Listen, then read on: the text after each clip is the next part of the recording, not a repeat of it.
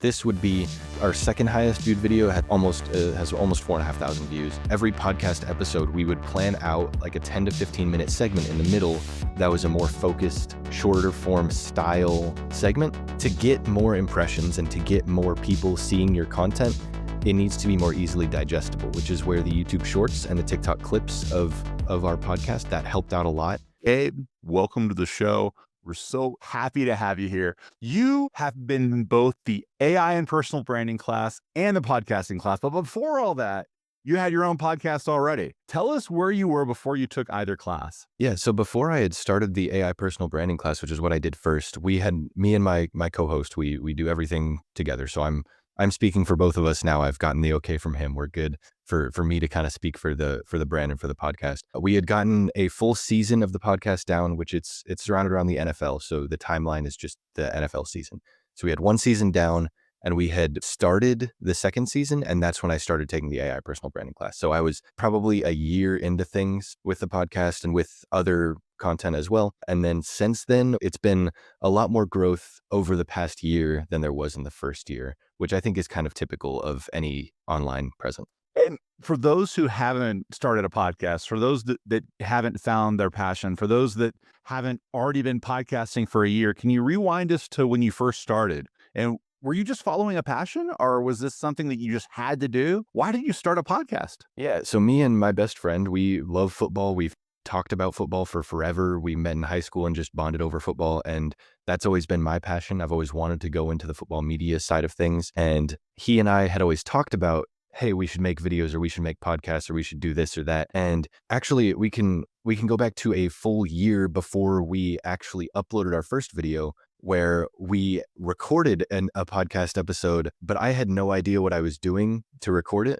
And so I had only recorded my voice and not his or any of the other two people that we had on that podcast. So it was like an hour and a half of recording, and we were just completely just done with it after we realized we couldn't use that. And so we were like, all right, let's just put it on pause. We didn't know what we were doing. We didn't have a plan or anything. And so we waited for the next year, and it ended up working out pretty well. Our first year was, there were some learning curves for sure, but I think it went better than it should have. Describe the other learning curves, because I imagine our audience is imagining they're starting and failing in that same way of forgetting to record, or maybe this little technical aspect isn't quite right.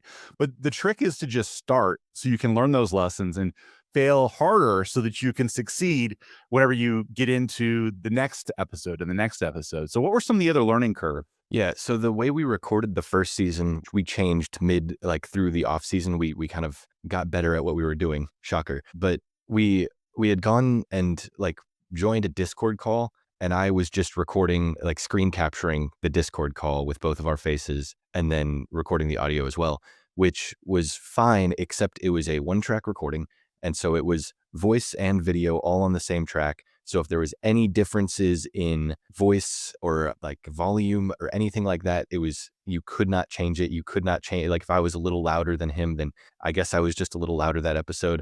And we ended up coming up with some creative solutions of doing test recordings every time to make sure the levels were the exact same when both of us were talking. And it was a whole mess that we started out with the notion that this is how we're going to be recording. So any issues we had, we would just go through and be like, okay, it's not how we're recording. We just need to fix this issue. And so it was the voice. It was calls dropping out. If he ever had some latency on his end and the recording got choppy, or his voice got choppy to me, it got choppy to everybody. So that we were just like, all right, I guess we're re-recording this section of the podcast for a little bit. And eventually, after that first season, we ended up we each recorded our own voice and video, and then he would send it to me and I would edit it together. So it ended up being a lot better. And since it wasn't recording the Discord call, the picture quality was also a lot better, because it was just raw footage instead of the whatever 720p image from Discord. The little things like that, where you're just kind of going down this rabbit hole of, this is how I'm going to record, this is how I'm going to do things,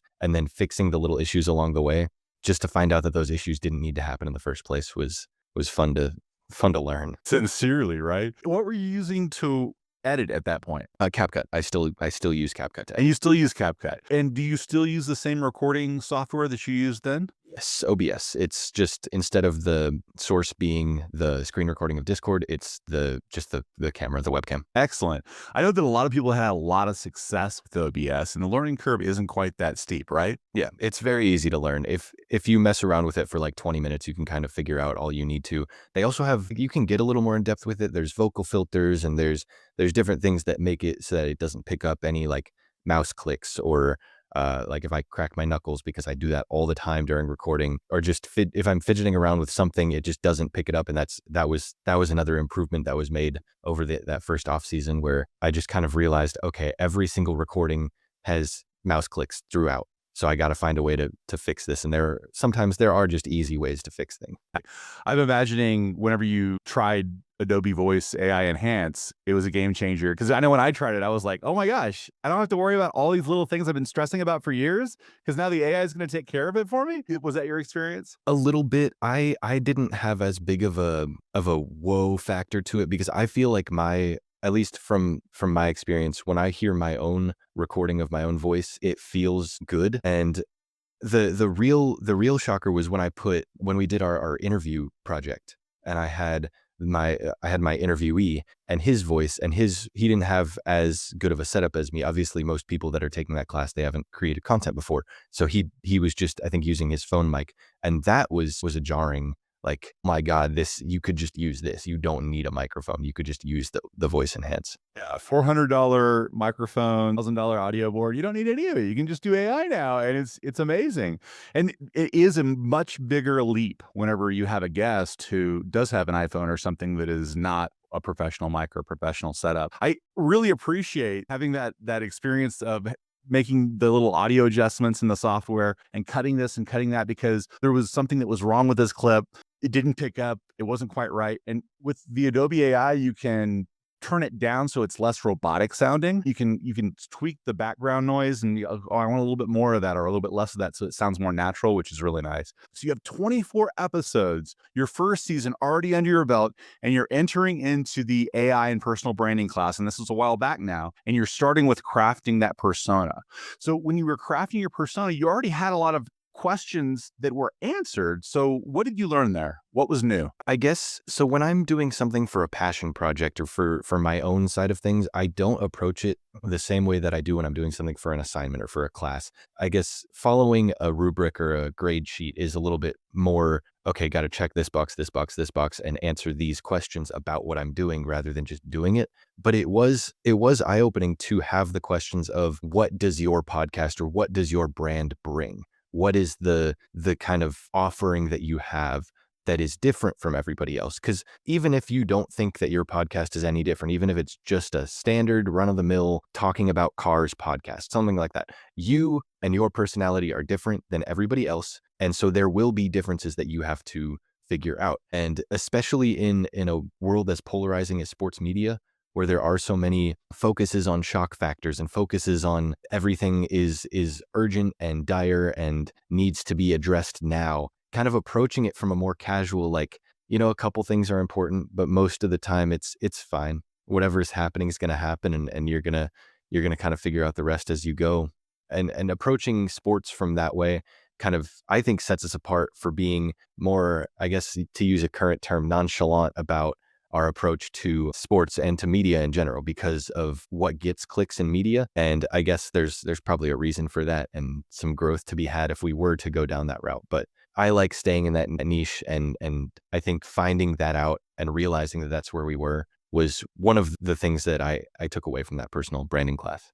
And can you paint a picture of your ideal audience for both the personal brand and the podcast? Because this is your brand. This is what you do. This is what you love. So who's that person who's on the other end with the headphones on? Yeah, so I think a lot about my dad when I'm recording because he and I grew up watching football, and so all of my love for football comes from him. And so his complaints became my complaints, where these NFL analysts are talking about this guy like he's awful and he had one bad game or something. And so kind of appeasing to that audience of people who don't like the tone of current sports analysts and sports media, appealing to those people and kind of offering like a more laid back and more subdued personality and subdued perspective of like, you want to get informed and you want to have opinions given to you, but you don't want to have opinions forced on you or just saying crazy things just to say crazy things. And that I feel like happens a ton in, like I was saying, in sports media, where I'm just trying to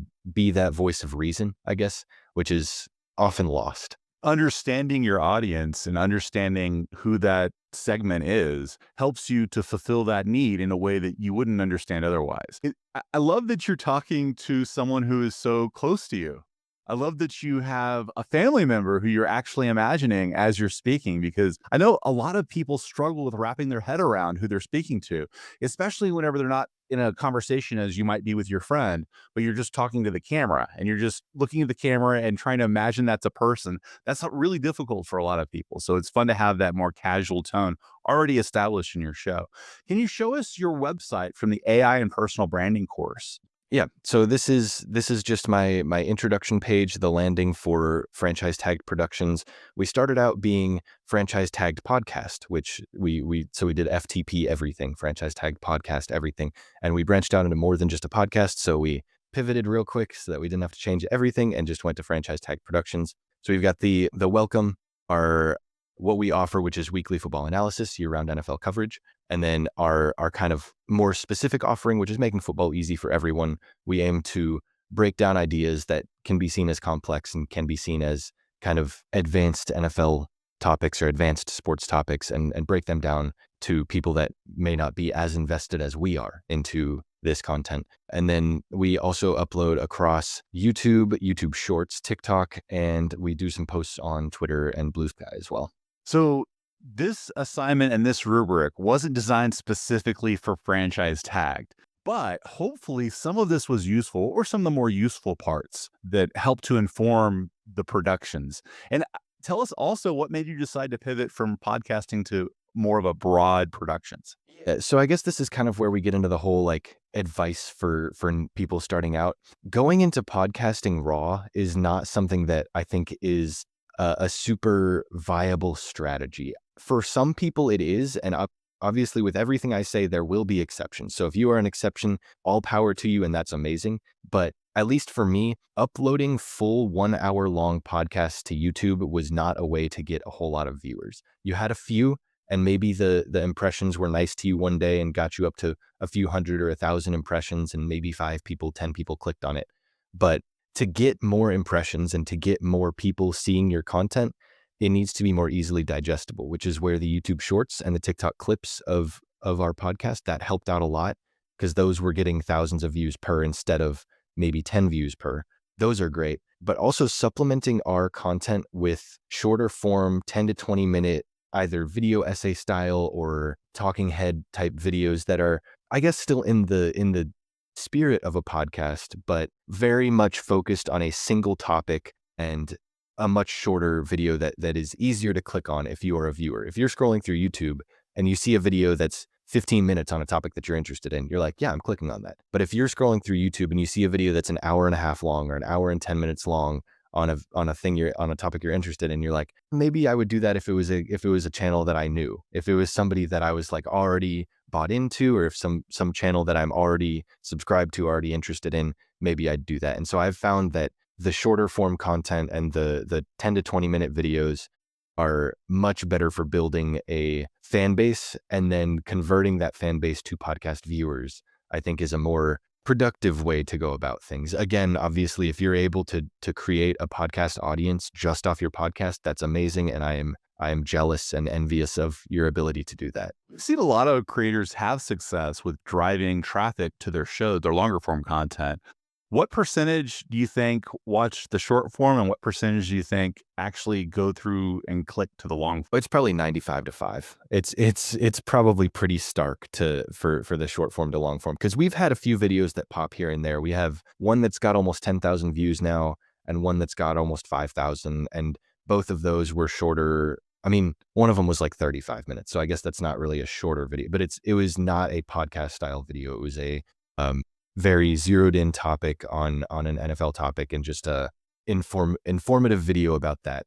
And that was our 10,000 view video. And then we had I think 10 or 15 minute video that got 4,000 views. And that was actually a segment from one of our podcasts. So something that was brought on by the AI personal branding course was that instead of just doing podcast episodes during the season and not anything else, we obviously started doing the clips to TikTok and the clips to YouTube Shorts. And then we also, every podcast episode, we would plan out like a 10 to 15 minute segment in the middle that was a more focused, shorter form style segment. And then we would cut that segment out and upload it the day before the podcast. And then we'd upload the full podcast with that segment in it the day after. So we would have Wednesday segment, Thursday podcast. And that was our kind of schedule for videos. And some of those Wednesday segment videos got a couple thousand views, drove a couple views to the podcast, but it was never like, well, this video got 1,000 views and the podcast after it got like 700. So it drove everybody. It was more like the segment would get 1,000 views. The podcast might get 100 from that. So, and it also wasn't an exact science. So not every segment video was great, and not every great segment video drove a bunch of traffic to the podcast, but that was just a way that I found that was much better and much more conducive to getting viewers. Can you walk us through your metrics? And this might be in your media kit, right? Especially for folks starting out, to say, hey, here's my goal and here's how to achieve it. Because most of us, when we start podcasting, don't plan on 2 releases with one focus segment the way you're describing. They just do it and get it done so that they have the experience. But what you're doing is a much more strategically aligned with your goals kind of approach. So can you walk us through the numbers? Yeah, I think it would be easier if I just showed you my YouTube studio real quick. We have a couple of playlists of shorter form off-season content. That's what we do during the off-season. So the podcast runs during the full regular season. And then after that, we do some playoff episodes.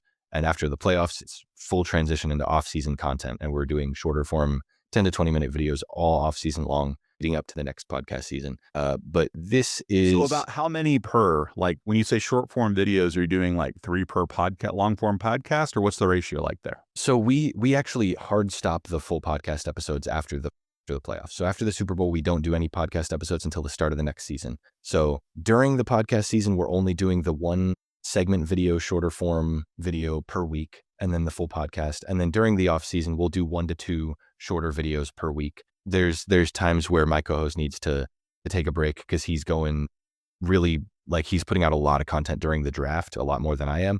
And so I'll pick up the slack when he's kind of on his little month-long break of like, all right, I've put out 30 videos this past 2 months. So let me just take a break and chill for a second. But we'll hop into, this is the season 2 of the full podcast episodes. View counts, some of them in the 20s, most of them, I mean, we cap out at about probably 25 to 30. Earlier in the season, we also used YouTube's feature where you can upload multiple thumbnails, and it'll give different thumbnails to different people, and then it'll tell you the performance of each and just put the higher performing thumbnail on the video. So we would have one that was just kind of a silly thumbnail, and then one that was more serious, had a little bit more about the topic we were talking about. And oftentimes the silly thumbnails did do better, so it just kind of left those on.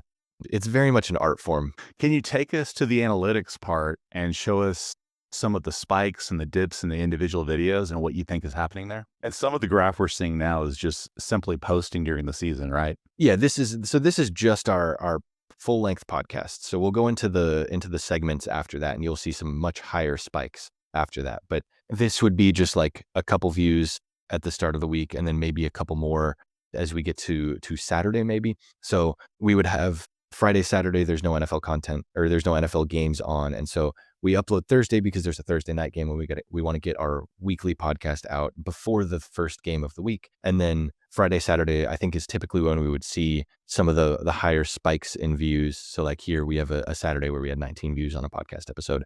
That's just kind of Thursday day we uploaded, got a lot of views. And that was actually on Halloween. So a little bit surprising to see people watching our content on Halloween instead of celebrating. But yeah, we've got our biggest spikes are on Saturday because people's day off, and oftentimes I guess people would watch or just throw something on the TV in the background, because we did have quite a bit of traffic watching on televisions, which I found very interesting because that's just not something that I comprehend. I don't watch YouTube on a TV, but apparently a lot of people do that. So, can you take us behind the scenes of one specific video and looking at the retention graph for that video? Because I know that for me, at least whenever I'm creating my podcast and I'm looking at how they did, looking at what the retention rate helps me to plan the next podcast. so this, we'll go through the one of our higher view videos, and then I can go back to one of the podcast ones and look at the analytics there. But this would be our second highest viewed video, has almost 4,500 views. It's a pretty standard graph where obviously everybody's watching at the start and then dips off. Do you have any outliers where things spiked or? I'm sure during the actual podcast, yeah, you've got some higher views at certain points. And this, I believe this is around the range of our segment, which is very interesting to see people watching the segment in the full podcast, like more people going to that rather than going to, or just watching the segment video by itself when we upload that. But I mean, this is still a pretty standard deviation, pretty standard graph. What have you done or learned about the different parts of your podcast? For example, have you looked at the graph and said, I'm going to improve that hook, and then seen a difference when you do? Have you gone through those processes? I have done more of a personal reflection on things that I know that I can do better instead of trusting the audience to show me. In the shorter form 10 to 20 minute videos, in those I'll go through and I'll have a little hook at the beginning, and I'll have a introductory phrase that I say, whether it's always related to the video. So if it was one of these segments I actually did for the personal branding class, and it was this one, Tua needs to retire. And so I started out the video just saying Tua Tagovailoa needs to retire, and then went into the actual like segment video. And so for each segment, I would have to think, okay, what single sentence am I going to say at the beginning of this that'll sound good and keep viewers interested? And so when we got to that point in the recording of the full podcast to where we're like, okay, this is the segment, let's take a time out, let's pause, let's think about how we're going to intro this, and then I'll chop the little timeout that we're taking out of the podcast, and then we'll have a good intro to the segment video. And so I guess to me, I wanted it to feel more like we dropped a video in the middle of a podcast than pulling a video out of the middle of a podcast, because that would feel like it was a higher quality video that we created for the shorter form, which would get more views, which would be better for us than a full length podcast that just has a little 10-minute chunk that's taken out. And then when you watch the 10-minute chunk, you're like, okay, this is a preview for the podcast or something like that, which is not the vibe I wanted to go for. When you say chunk, you're thinking 10 minutes. That you just said 10-minute chunk. So I'm thinking that's the part where you put a lot more energy and focus into creating short form. Yes, that 10-minute or 20-minute chunk, some of them were a little bit longer than others, but we would have a pretty set structure throughout every episode. And then we would actually like script and plan that middle segment, that little chunk that we were going to pull out, because we wanted that to be, if there's one thing people watch from this is what we want it to be. And then they can kind of decide if they like the rest of the podcast as well. But that was also the thought process behind us uploading the little chunks a day before the podcast instead of a day after, where if something's going to pop up onto somebody's recommended page twice, we want it to be the more appealing thing first, and then kind of, wow, I liked that little video I saw from them yesterday, let me watch the full thing. And so that was our thought process there, is to make sure that's the high quality, high effort thing, rather than some random segment that 90% of people don't watch, even if they do watch the podcast. So one of our assignments, for example, is the narrative podcast. Did you find that difficult to integrate into your current format? No, actually. So that was kind of what spurred us to actually go all out with the segments. So that we had been like, okay, well, we'll just talk about some current event that's going on that we think we can pull out and use this as a segment. And then that assignment came up, and it was utilizing AI to write a script, basically, is what we had done. And we had the beginning, middle, and end of the story. And so the beginning was Tua's background with concussions from his time at Alabama and his background with injuries. The middle was like the meat of he had like 2 or 3 in one year that were really bad. And that's when he started like seizing up, and his hands were like his fingers were going all the different directions, and there were all the scary pictures from that. And it was just a terrifying time to watch that happen. And then the ending was our future, like, hey, this is what we think should happen versus what we think will happen. And basically what I had said was, I think he should retire, but I don't think he will, because his love for the game is too strong, which is what has happened so far.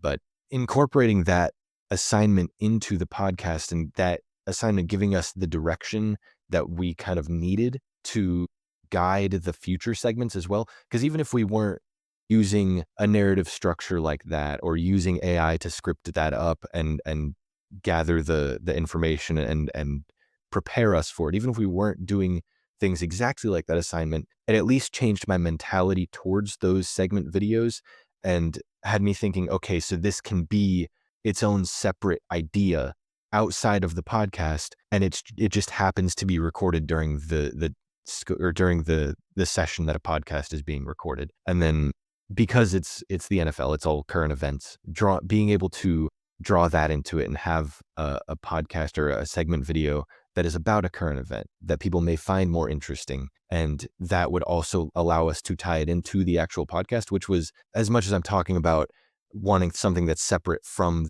the full episodes, it is important to have something that's cohesive. And so the final product, full episode, I want it to be cohesive with that segment video. So to be able to do more structured and focused videos, but keep them in the scope of the podcast, but make them higher quality. Like it's a whole lot of things going into this that were this assignment and this class in general were just really eye-opening to the possibilities of what I could create during that season. I love hearing that the class had an impact on a show that was already going well and you already had some traction and success with, because thinking outside the normal ways of doing things can always lead to unexpected happy accidents, as Bob Ross likes to say, right? You try something, it doesn't work. You try something, it works, and maybe there's a happy accident in there in the creation process.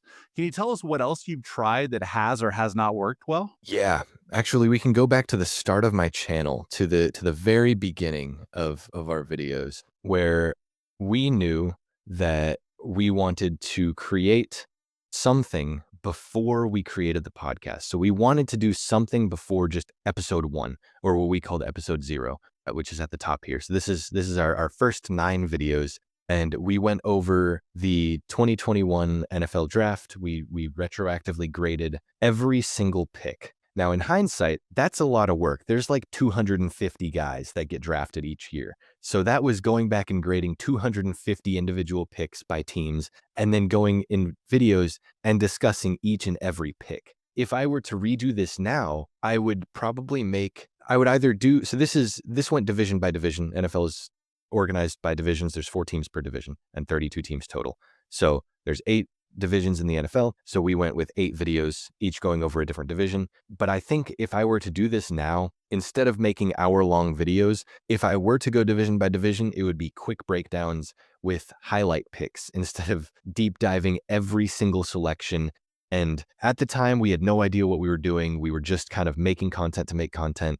And so we would go into these 7th round guys who never made an NFL roster, and we're like, okay, so what are we going to talk about for this guy, and how are we going to bring him into the conversation, and what are we going to say about him? And in hindsight, half the guys that are drafted, we don't have to mention. Like, we don't have to talk about them at all, whether it's because they're so good that it's obvious that we don't need to say, like, this guy's a perennial all-pro and he's got all these things going for him. We don't need to say all that if it's somebody that's the face of the league, that everybody knows is the face of the league. And then at the same time, the last few rounds of the draft are full of like 150 players get selected, 20 of them make an NFL roster. So those other 130 players, we don't need to mention them at all. We don't need to bring them up, but we did.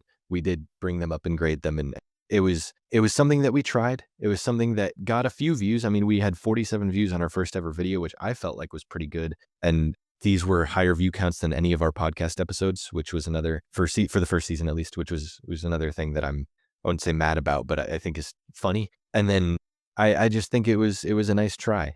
It was just something that I would change a lot about. And it's something to learn from when you put pen to paper, when you click record and you have your final product. If you've never made anything before, it can feel like it's a great final product because you're like, wow, it's there, it's tangible, it's something that I've made. And then looking back, you'll watch it or you'll look at it and you'll just remember recording it, and then your skin will crawl, or you'll just kick yourself because there were simple things you could have done to make it better, or the editing process on these. I mean, I probably spent 5 hours editing each of these videos because I had no idea what I was doing with the editing software. And so all of these different things that I had to do, I didn't have to do, but I thought I had to do, that made this editing process take forever. And the recording process took forever because of all the issues that we ran into, like I was mentioning at the start. And so these videos as a whole, each probably took 15 hours of work, from grading the players to recording to editing. Like they took an obscene amount of work for things that I look back on and I'm like, I could have done that in 45 minutes today. And that's how you know you've grown though, right? Like you're able to see the work that was and the work that is, and you know the parts that have gotten better, not just from the analytics, but just from your experience at having done these kinds of videos. For our non-NFL audience, it sounds like one of the values that you're proposing is focus and not getting bogged down in details and focusing on just one thing early on instead of going into the deep dives early on. You think that's accurate? Yeah, absolutely. I think if I had to kind of translate it for people who have no idea what anything in the NFL is, which I'm sure is a lot of your audience, I'm not anticipating a whole lot of crossover between my audience and yours.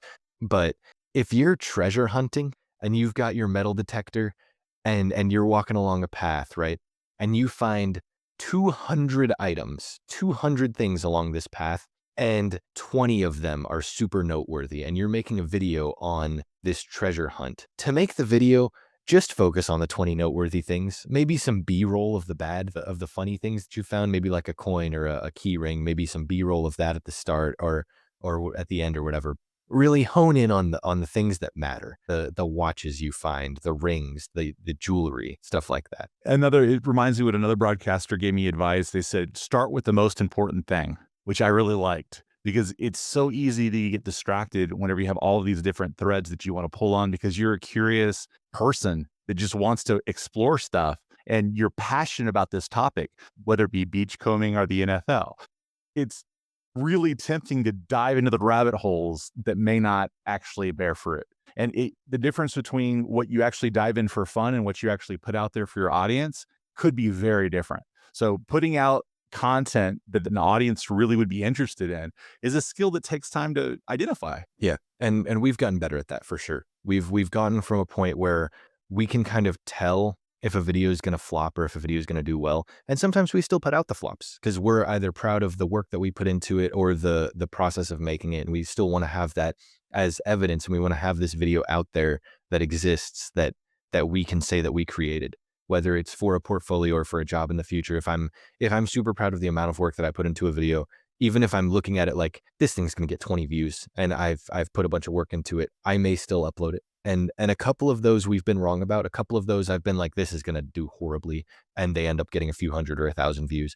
And the same way we've done the opposite too, where we've put out a video that we're so sure is going to be a smash hit. It's going to be amazing. This is going to be our next big video and it'll get like 20 views. And I'll just, we've gotten better about it, but we still do run into that incorrect assumption that a video is going to be good. And it can kind of be a dangerous thing to think and a dangerous mindset to be in.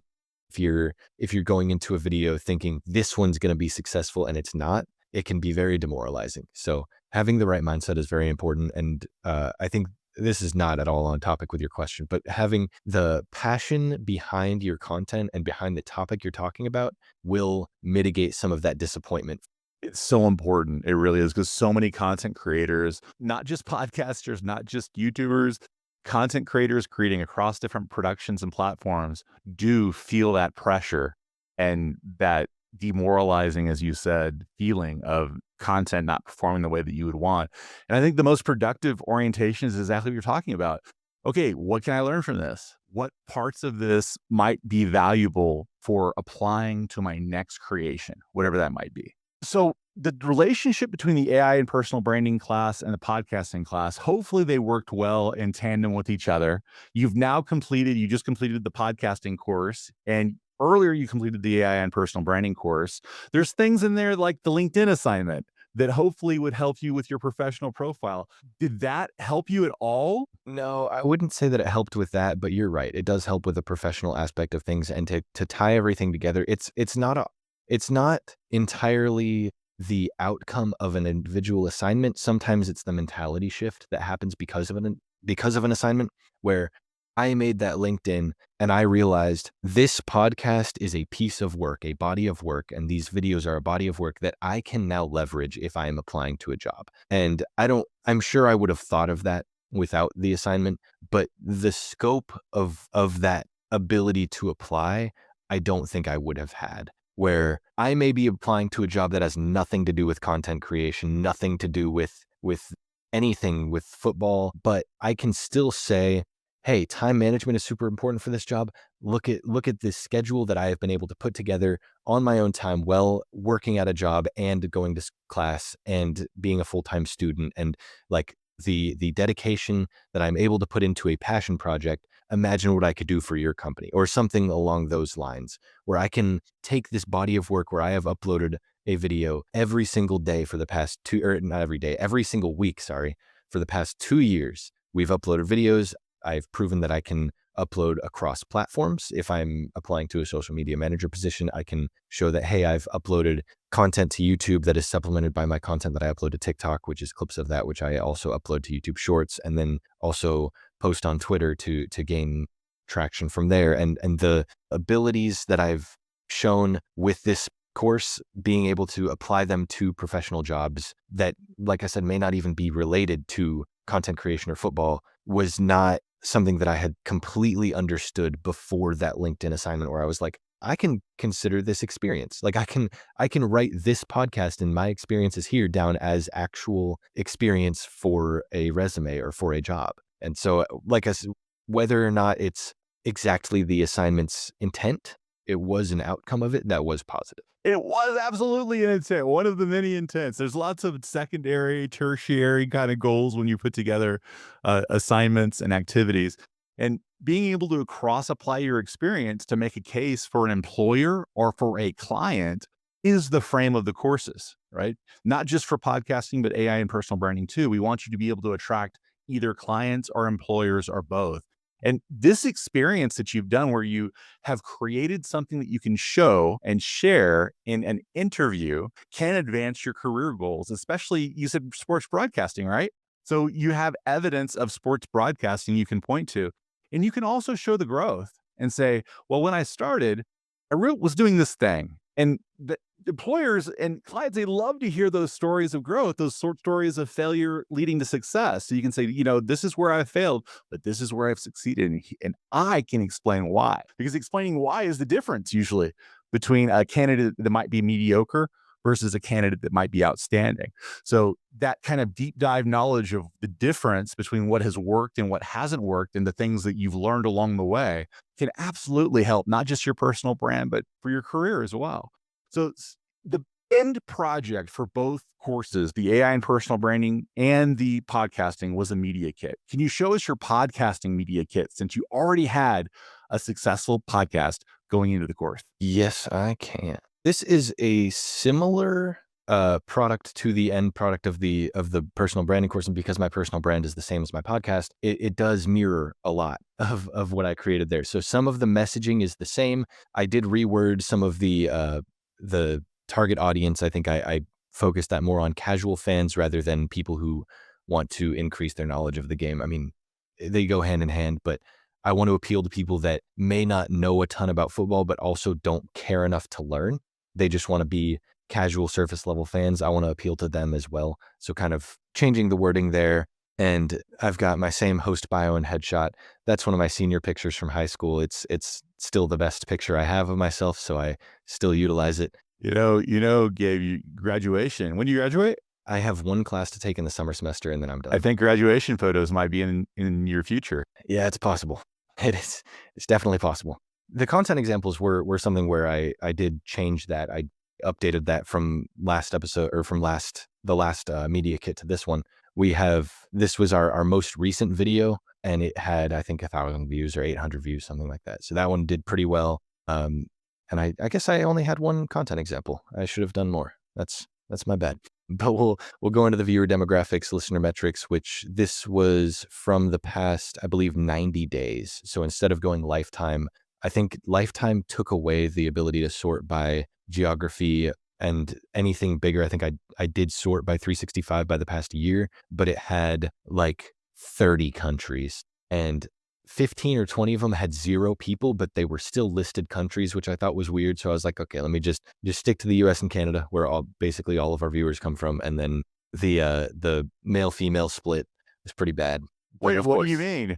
This is shocking. Sorry, not bad. It's football. It's expected. It was just kind of like, okay, 0%, not a single female person watched a YouTube video of ours, which was And not even this my is mom. the NFL too. Like you're looking at the same marketing problems that the NFL has and the Taylor Swift effect, right? Like that was a Yeah. Yeah. huge for the NFL, wasn't it? Yeah. Yeah, it was. We tried not to talk about that too much just because we felt like the focus on Taylor. I mean, looking back on it, I get it now. The NFL is a marketing company at the end of the day. Like they're a business and they're a product and a entertainment business, but they are also a marketing company and they need to market themselves. And so showing Taylor Swift and being like, hey, there's more to this. You don't, it's not just for manly men who like watching men hit each other. There's more to it. And I get it now. But at the time I was like, I'm watching this to watch football. Why do they keep cutting to Taylor Swift after every single play? And so it was a little bit aggravating. And I do think they overdid it a little bit. And so we decided, me and my co-host together decided not to address it and not to bring it up because not only did we think they were overdoing it and didn't need any more media attention, every single media outlet was already covering it. And we didn't want to just become another voice in the noise. So And this is a great example of how do you keep your current audience satisfied without alienating them when you try to bring in new people? Because that's exactly what's happening here. There are other people who are alienated by the focus that maybe took away from the game. And there are other people who are like, wow, this Taylor Swift thing is a big deal. We love this thing. So these are very different audience they're trying to play to at the same time. Kind of like with the trying to pick the right musical act in the Super Bowl, right? You're trying to appeal yeah. to a larger audience. I do think that it was overall a positive thing, the Taylor Swift thing, because I was peeved by it because I like watching the camera cuts to either the coaching staff on the sideline or watching the teams between the plays. I like seeing the like whether it's their huddle or whether it's their hurry up. I like watching them get back to the line, and that's such a niche thing. That's such a thing that like so few people actually care about. Whereas Taylor Swift, I mean, global superstar. So millions and millions of people are watching and they're like, whoa, Taylor Swift, and they love it. And then there's the 13 people that really wanted to see the team run up to the line for the next play that are like, get Taylor off my screen. And that was me. But whether I felt that way or not, I do think it was the right decision by the NFL to kind of lean into that and play into the Travis Kelce, Taylor Swift situation and just the global superstar that is T Swizzle. Keep going. Show us more. Yeah. So these performance metrics, I don't think you asked specifically for this, but I felt like I should specify that we were averaging 17 views per podcast episode, but we were averaging over 300 per segment video, which was the little like 10 to 15 minute. And I think that number, that difference really exemplifies that point that I was trying to make where you kind of need to supplement your full length podcasts with shorter videos. Because whether or not you're okay with 17, 20 views per podcast episode, you may be. That's not a bad number. It's an improvement from season 1 for us. And I'm not actually mad at that number of views on our actual podcast. But this giant number that's more views per episode than we have subscribers. So to be able to hopefully continue that into next season and continue to grow our base because we're averaging more views than subscribers, there's more people watching than people subscribed. There are more people to click that subscribe button. So just having that number and that difference was really important for me to see.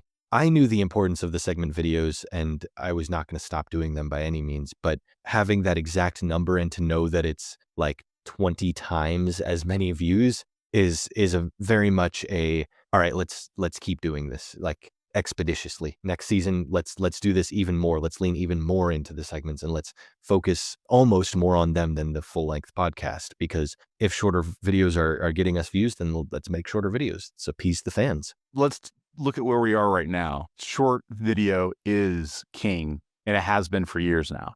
It's something that you have to do to promote. It's not something you can really ignore if you want your show to grow.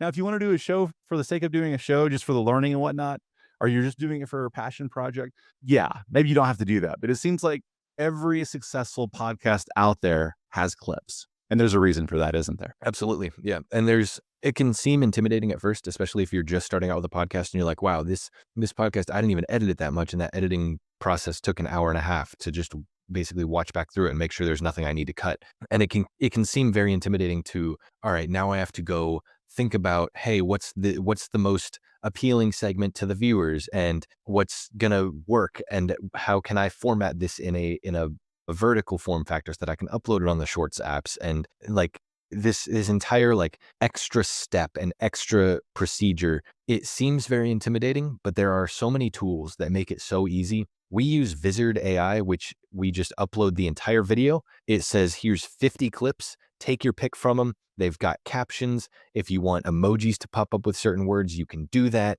If you want to set a specific length, if you want videos that are like 30 to 60 seconds, we can do that for you. We can give you like 50 clips that are 30 to 60 seconds. We'll give you a little rundown of what the clip is. We'll give you a rundown of why we think it'll do well. And it is just a beautiful AI tool that has allowed us to post at least one YouTube short or TikTok clip per day during the week. So we do segment video on Wednesday with a clip that is related to that segment video. We do podcast on Thursday with a clip that is either related to the podcast or related to Thursday Night Football. And then we do clips Friday, Saturday, Sunday, and Monday related to, I think Friday, Saturday, we try to do some of the more funny things that we say or like some humorous clips. And then Sunday, we do Sunday Night Football. We do a clip either discussing the game or discussing our predictions for the game, something like that. And Monday, it's the same thing with Monday Night Football. And then Tuesday is our day of rest where we don't post a clip, but we do post some other stuff on Twitter. So having that full content schedule and being able to have a tool where I'm able to get 6 videos that I can schedule to upload through the tool, and I can caption through the tool, and I can do all this work by just saying, I want this one, and then I want this to be the caption, and then I'm done. And that clip is now uploaded or will be uploaded to TikTok and to YouTube Shorts right when I need it to be at the same time every day. It's a really nice tool to use. And there are other ones. We used Opus Clip for a while, but the pricing of them was a little bit better for Vizard. So whatever you want to use or whatever you value more, there are amazing tools if you're starting a podcast to make clips which will supplement your views. So even if you're not doing a thing like I'm doing with the shorter 10 to 20 minute videos, you can do the 30 to 60 second clips. You can do those so easily by yourself. If you've ever wondered, if you've ever scrolled through TikTok or YouTube Shorts and you see all these podcast clips pop up from random people that are just posting podcast clips from random podcasts, that's how they do it. It's super easy. And if you are making your own podcast, that is one of the things that I cannot recommend enough. And can you spell that tool out for us, just for our listening audience, the letters? Yeah, it's going to be Vizard. So it's wizard, but with a V at the start. And I use Riverside, and it has the same kind of feature where it can automatically create these short clips. I do know that it seems like it's getting better. It seems like these tools have improved over the past year, especially because it used to be, oh my gosh, this is not a good clip at all. What is this AI thinking? But whenever you get a lot of clips, you as the human in the loop can say, ooh, this is good or this isn't. Yeah, and that's something that I took away from your AI and personal branding course, where I can be instead of being the writer, I'm the editor. So it takes a step away where I do still have a huge hand in what goes out. And obviously I'm not just letting an AI run wild and upload whatever it wants to, but I am able to get 50 clips, say 40 of these are awful. All right, let me pick from the next 10 or whatever. And some of them may be the same thing. Like with so many clips, it's in an hour recording, it's not going to give me 50 unique clips. There may be some that overlap. So I've got to decide what's the best. And the AI, it is getting better. You're right. It was not as good as it is now when we started, but it's still a nice tool. And the thing that I love about Vizard that I'm not sure any other tool has is I can go into the full transcript of the full video, highlight text, and say, make a clip out of this, and it will do it. So if I know something should be a clip, or if it gives me like the tail end of a clip and I'm like, ooh, that'd make a better clip than anything you picked, I'll actually go through and I will create the clip myself. But I don't have to do any of the editing for the vertical form factor or any captioning either. Even just those two things being automated is amazing. Text-based editing for me has been such a game changer. Being able to edit the text instead of going through and editing the waveforms. Huge advantage. Adobe Premiere Pro does it now. Riverside does it. Other apps on the market do it. So I think that really helps in identifying these shorter gems too, don't they? Yeah. Oh, absolutely. Whether it's because I knew that I said something that would perform well, or whether there was a clip that was just like really funny that I'm like, I laughed when I was editing this. and I watched this back and I saw this and I laughed to myself in my room. I need to upload this and I need to put this out there. And the AI doesn't grab it. I'm just like, okay, well, I know exactly what I said and when I said it. So let me just scroll down and highlight that and get that. Sometimes it can, the transcript can overlap certain words with, like, if I'm talking super fast, which I tend to do when we're recording, if I'm in the zone discussing a topic and I'm getting into it, then sometimes the words do overlap.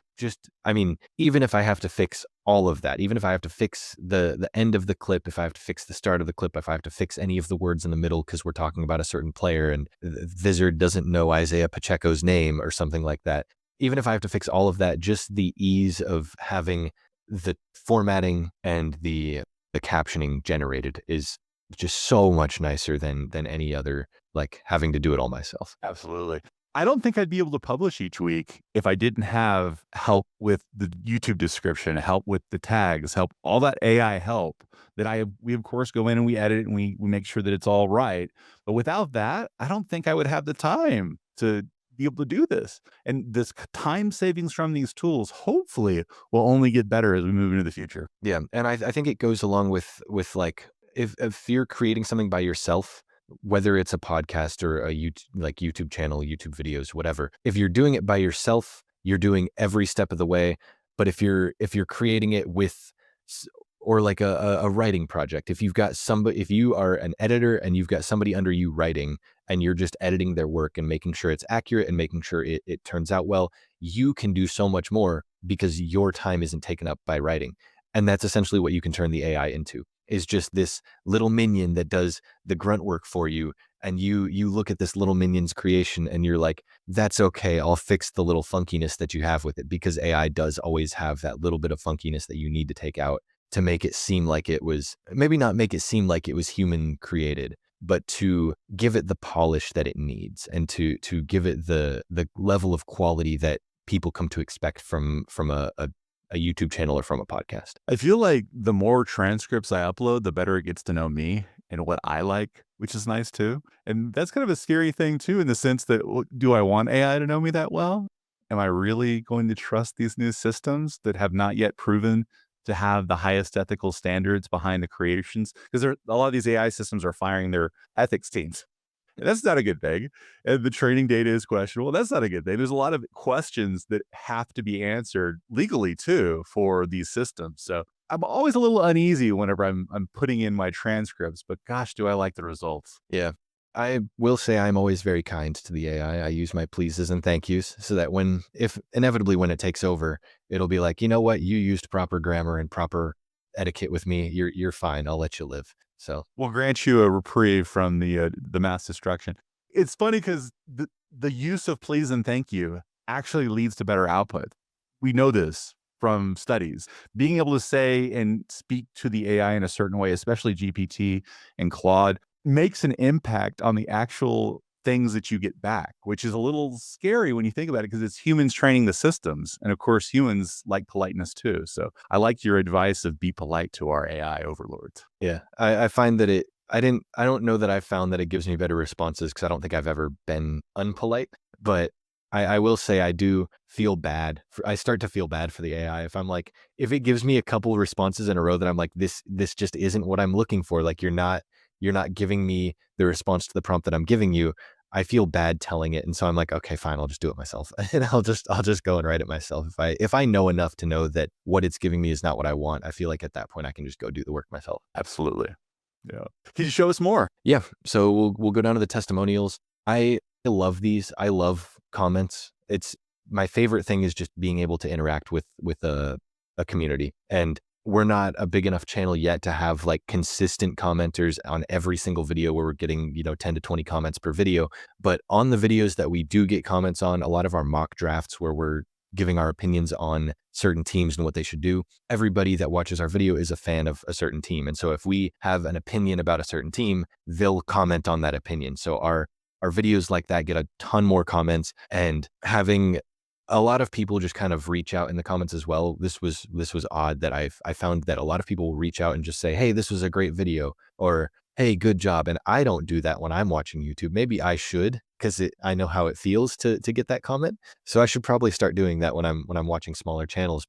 it's just not something that crosses my mind. And I'm thrilled every time we get a comment that's along the lines of, wow, this is a much higher quality video than I expected from a channel of this size, which we've had before, which is always just like really nice to hear. Yeah, the tail end of this are sponsorship opportunities. We have not had any collaborations or any sponsorships yet.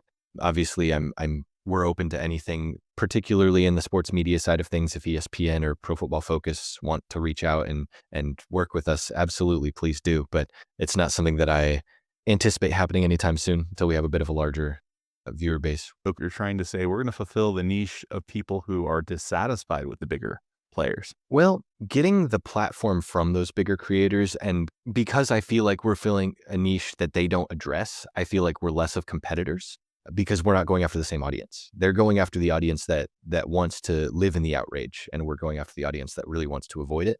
So if we were able to work with a company like that, that'd be amazing to kind of provide people who are fed up with that company, but see it because it's so huge, whether that's ESPN or any of the other sports networks, NFL networks. Something like whether it's one of those where people watch it because they want to see NFL content, but they're tired of the outrage that is forced upon them. If we can provide an avenue for those people who still watch it to see our content through it, I think that would be positive and that would be a good thing. But I guess my biggest like dream collaborator is actually Pro Football Reference, which is a huge database that we use for everything. It is a massive public database of football information. It has every single football player who has ever played the sport, all their stats for their careers, and every team. It's got the team's history, so their records and points scored and points allowed every single year of their history. So like back to the first days of football with all the old teams. And it's just such a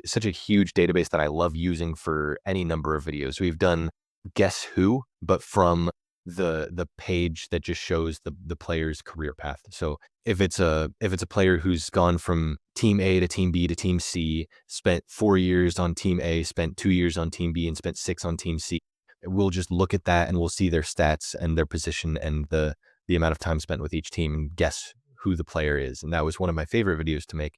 It was one that we uploaded and we knew wasn't going to do well because it wasn't really conducive to high views, but it was so much fun to make. If there were any way to collaborate with them or to collaborate with other people who use that source and figure out some way to do that, that's the dream collaboration right there. You talk about the outrage machine. I imagine they do that because conflict is attractive. They do that because it gets those eyeballs and that attention. And you're going against this idea of outrage. Is that wise, Gabe? Gabe, do you really want to be the people who are not outraged? Tell us about that strategy. Are you trying to spark outrage in me right now? No. Yeah, I think that it gets headlines. And that's why they do it, is because it does get headlines. But I think there are enough people who are fed up with it now that there's a reliable enough or a large enough base of people that would watch a outrage-free broadcast or an outrage-free stream of content that I think there's a space for that. And I think that that's important to provide it, even if it's a failed experiment, even if we make it to the mainstream and people are like, wow, this is boring. There's no outrage. There's no drama. There's no, like, the personalities aren't strong enough for me. At least we tried, and at least we gave people that don't want the outrage an option. And I just think that at this point there is a possibility of that working. And I think that it is worth staying in this niche, especially because of how much we enjoy making content, just to stay here and keep doing this. So yeah, maybe the progression to the top would be faster if we did outrage, but I feel like we would get lost in the noise if we were just like every other football content platform. I would argue that anti-outrage is a strong point of view, and you can have strong personalities who are passionate about the game without the outrage. And I think that's exactly what you're doing. And I think it's why people are attracted to your show. What else attracts people to your show other than this kind of comfort with not having to have people screaming at me all the time? I think the interesting topics that we cover, I don't know if you've ever seen a YouTube channel by the name of Jimmy High Roller. If you don't watch sports content, you probably haven't. He does videos, in-depth videos on different NBA statistics, and there's not really an equivalent channel for NFL stuff. And so a couple of the videos that I've made personally as solo videos, not stuff that I've created with my co-host, that's kind of what I aim to be. And that's a couple of videos that have done better for us, is those like deep diving NFL stats and kind of explaining those occurrences or those weird possibilities that happen within the sport. And so I think that can be appealing to people. I think another thing is people love talking sports. Like there are sports bars that people go to just to talk sports. There are giant communities just around talking about sports with other people. And I feel like when it comes to content creators, once you get to a certain size, it can feel like you've lost the sense of community because you can't address everybody that you're talking to or everybody that's a subscriber. With us, we can respond to every comment. Like at this point, I think our most viewed video has just over 100 comments, which is a lot, but we've responded to, I think, every single one of them up until the past maybe 3 months, because this is a video that we uploaded over a year ago and it's still getting comments. It's still getting traction to this day, which is awesome to see. But just our willingness and our drive to respond to these comments that are saying the same things that people said 8 to 10 months ago on the same video is waning a little bit. But at this point, with our subscriber count, with our view counts, we are able to establish that sense of community and give people not necessarily a platform, but a space to talk about certain things. And when they see the quality of content that we're producing and the way that we speak about things, if they think that we sound professional, if they think that we sound like people who know what we're talking about, and they can interact with us and get that kind of sense of community from us, I feel like I would value that very highly as a watcher of football. If there was a channel that was producing content at the level that we are and had the passion and knowledge that we have and still was able to respond to every single person who comments, I would value that very highly.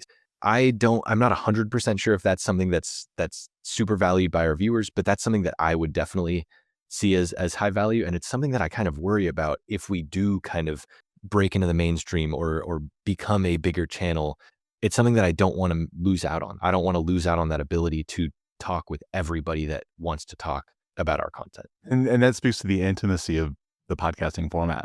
People are far more relational in their approach to how they might speak to the hosts and how they might interact with the host, because there's a relationship there that's built through listening. So you've done the podcast, you've done the YouTube channel, you've done the shorts, you've got your Twitter feed, you've got these different channels. Is there a channel that you'd like to expand to? Is there something that you have on your calendar for what could be added next if you had more capacity? Yes, actually. Now that you mention it, I completely forgot I'm doing this. I've started a Substack now where I'm writing NFL articles, and that's just another form of, I'm with my communication degree, I've developed, and I had going into it pretty good writing skills. And so I've kind of started to apply that to my football content. So I'm uploading still under the franchise tag branding on Substack, and I've uploaded one article. I uploaded it yesterday, actually. So it's a very timely question you're asking, but I want to get into that more, because not only is it just a fun thing that I enjoy doing, writing about the NFL, but it's a great thing for any job applications that ask for like writing examples. I can just be like, hey, look, this is professional or semi-professional writing that I've done, where I've proved that I can, it's all grammatically correct, it's all written well, it gets the point across, it tells a good story. And so I'm proud of the work that I'm planning to do and that I have already done there. I planned to do 32 articles before the start of next season, one on each team, kind of as a season outlook and an off-season recap, just to keep the casual fan informed if they want to read up on their team, if they don't keep up with the off-season stuff, because there's so much that goes on. If they just want to get like all right, heading into next season, let me read this thing for 10 minutes and be just ready to go. And now I'm up to date with the information. So that is my goal. Seems like something that might positively impact your podcast conversations, because you have written text you can now use as a launch point for other conversations, right? Yeah. And the other thing it does is it informs me, because I'm doing the research as I'm writing these things. So whether it's stuff that I already know, the first one I wrote was on the Patriots. So I already knew basically everything I wanted to say, because that's my team. That's who I follow. And so I know way more about them than I do about any other team. But going through this and starting to write up the rest of them as well, I'm learning which teams I know a lot about and which teams I know next to nothing about. And it's an interesting thing to learn about myself when I think of myself as this, guru of football knowledge, where I do know quite a bit and I'm pretty tapped in with most things going on in the football world, but I still have a lot that I have to research and I have to explore for this. And when I'm thinking of this as like a general knowledge thing, for people, and I still have to research some of this general knowledge, and this just like it's an update to what's going on right now. So it's not historically like there's nothing historically crazy that I need to know, but the fact that there's still so many players that I don't know the roles of, or players that I didn't realize went to certain teams, and I'm supposed to be this guru of knowledge, it's a learning experience for me, as well as hopefully a learning experience for the people that read the articles. You found an activity that forces yourself to grow in the area that you're already passionate about, and also forces you to think in ways that you wouldn't be thinking as you produce your podcast, your shorts, or your other social media channels. And the other thing it gives me is scripts. So if I want to turn any of these individual breakdowns into a full length video, or into a video, I have the work done. So I'm definitely going to do one for the Patriots because we've got an open slot a couple weeks down the road. So I'm going to make a video on them and on the article that I've already written. But the script writing that I've done for the channel and for every video that I've made so far, all the solo videos, and just so we're clear, when I say script, I don't mean I write out every single individual word I say. I don't know if you read out any of the transcripts that I submitted for my assignments in the podcasting course, but when I was making a video, I would submit the script because I would write it out as if it was a full length script, but I would make sure that I was talking conversationally. So if I felt like saying something in the moment, I definitely just said it, because that's a better way to make content than reading off a paper. So the history with scripting and with writing out all my ideas so that I have everything in a certain location before recording a video, and then recording the video, I'll read my scripts afterwards and I'll be like, I could publish this. Like it's enough information and enough of whether a guideline or a good enough topic that I'm like, this is publishable. And maybe I would have to polish it up a little bit because I wrote it as a guide for myself. So I don't care if it's polished or not as much as I would if I was posting it online. But just that realization that I wrote this script, I could publish it. Okay, now I'm publishing articles. Oh, I could use these as scripts. It's just kind of tying that all together and tying written content in with recorded content, and just another stream of viewers, hopefully. In your research, have you used AI's like ChatGPT has a deep research function and you only get so many with a paid account. Have you played with that at all? I have not. I don't have a paid ChatGPT account, so I don't know if I don't know if it's available through the free account. I think it is. I've seen that button, but I have used AI to do football stuff before, but it is very unreliable with specific stats and specific things. And that's like the things that it knows about football, I also know about football. And at that point, if I'm like a much more of an expert than it is on a topic, I would rather write it myself. I also don't want there to be any chance of any incorrect information slipping through the cracks, which I know I could edit the scripts and have it write my scripts and then edit them properly. And I could do that. But so many of them rely so much on specific statistics that I would rather just do it myself, because that's all I'm gathering is just statistics, and I don't trust ChatGPT for that. That makes sense. The reason I bring it up is because whether you're hitting the search button or the deep research button, it's searching the internet and pulling sources the same way you would in your research. So you can actually click and go to those sources to verify the information that ChatGPT has done. So it's not like it's pulling it, you're not sure if it's just hallucinating, but that part I find very helpful with research, because it's giving me the sources to check out and to vet myself, even though it's an AI tool technically. The other tool that does this really well is Perplexity. Perplexity has a really good search function for when you're researching other online sources for your teams. I know that there's a resistance, especially for a writer, to use these kind of tools. And I would encourage that resistance on every level, except for just like using a search tool. Like that search tool part of it, I think could help to round out the other research that you're doing as a human. Yeah, I think AI is an amazing tool, and I have used it for plenty of things in the past. It's just this, I'm not sure what it is about creating the content that I create. I just don't like using it as much as I do. I think the process of research as well is part of what I enjoy. So removing that process, like it would streamline things for sure. It would make things go a lot faster. It would open up time for me to do other things. But just my reluctance to give up part of the joy of creating the content is pretty strong. So I may look to use it in the future, and especially if we start doing more content, if I start doing more written content, I may use ChatGPT to do some of the bulk work for that. But I would need it to write in my style. I would need to train it on my writing. So I would need to write a few articles just 100% by myself, and then feed it to whatever AI learning model I use and get stuff back from that. It's something that I'm not completely against. It's just not something that I'm super into at the moment with how much I enjoy the grunt work of this content. Excellent. It's a passion projects. That's what we're after, right? Okay. Wisdom for people who are about to take AI and personal branding or about to take podcasting. What advice would you give them? I know they're intimidated because they see all the work that's required in AI and personal branding or podcasting and say, I have to create a whole show. What? That's scary. 4 episodes, 3 episodes, that's crazy. Or I have to create a whole portfolio with all of these assignments with a podcast and a blog. This is really intimidating, Gabe. Help us out. It really does. Like, I feel like this is such a basic piece of information to give, but pick something you're passionate about. And I don't care if it's basic or if it's like something you think is dumb. If you are passionate about it and you can talk on end about this topic, pick it, just use it, because it's going to make creating the content for it so much easier if you're just able to talk about it effortlessly.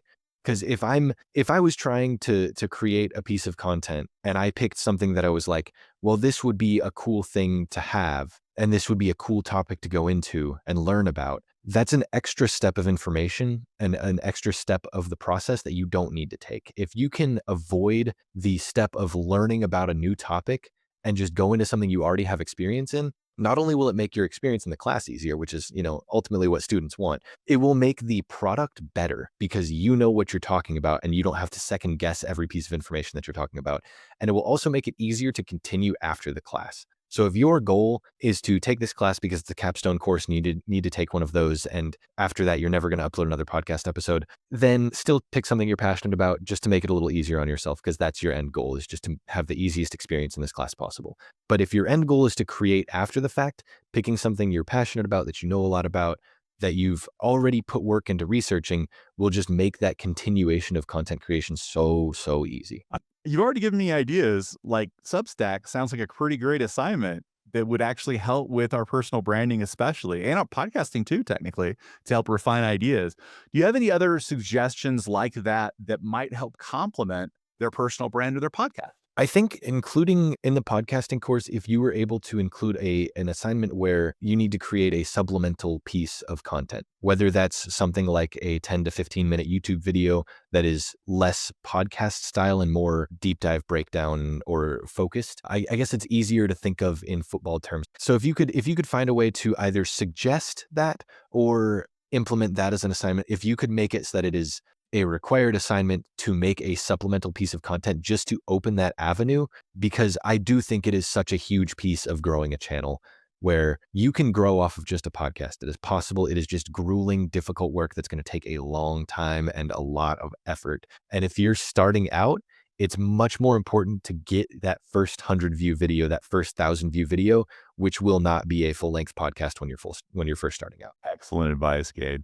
Any other parting thoughts for our audience? If you're taking classes with Professor McPherson, reach out. That's it. Go to the meetings. I genuinely do appreciate you as a professor so much, and how reachable and how understandable you are with everything going on, and how accommodating you've been with tailoring assignments to certain students' different plans. So that's another thing that I think may be underutilized is if you've already got an avenue built, then you can reach out and you can say, hey, I need this assignment to actually be a little different. It's going to be the same amount of work, but was planning on creating this anyways, and I feel like creating it for this class would give it more meaning to me.